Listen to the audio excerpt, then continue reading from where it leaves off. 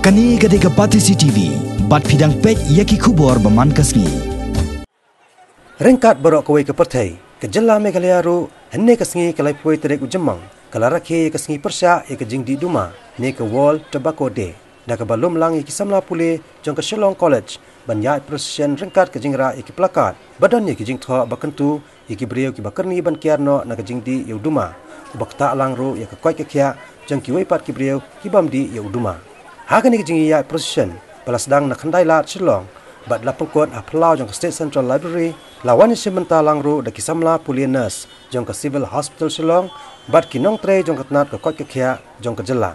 U Joint Director kam Nodal Officer jong ke tnat ke koi ke kya, u Dr. LM Pda, bat u Dr. RR Marak u bolong u District Nodal Officer, habakran ha ke jelang ke balengkot, kila kentu ki pai ba ban kiar kat bala na ke jingdi yauduma, bat kenturu kamtam ya ki samla pule bat ki kena skol, bakim dai setia bandi yauduma kat ba ki dangdan ha ke jing pule, namar ke bi jong uduma ke keta pat ya ke bor jabing bat ya ke koi ke kya. Ha ke ju ke por kila kenturu ya ki tu ki breu ki baju kerni ha ke jingdi duma, bakin kiar kat bala bandi yauduma ha ki jaka babon pat ba, bat ha ki jaka badan ki kena skol. So it's a high time you, each one of us should act so that the incidence of cancer becomes low in our state.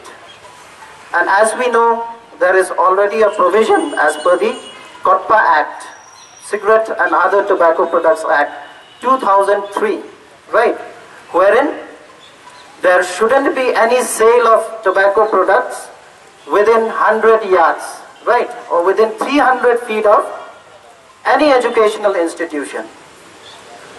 And anyone smoking in public places means any place utilized by the public for any purpose. Anyone utilizing public places for smoking can also be penalized. Okay? So as we usually think that smoking causes only lung cancer, it's not that. Smoking causes many cardiovascular diseases, alright, as well as many type of cancers. And in Meghalaya, especially East Khasi Hills, esophageal cancer is the leading cause of death, alright, due to tobacco products. So again, let us all join hands with each other and let us all pledge and say no more tobacco products within 100 yards of our institution. Yes, let us all join hands together and say no to tobacco. Lada kila hi ban kiar ban ino kamot kadang kalat ban kin laj nai lada kidang yai di se kamot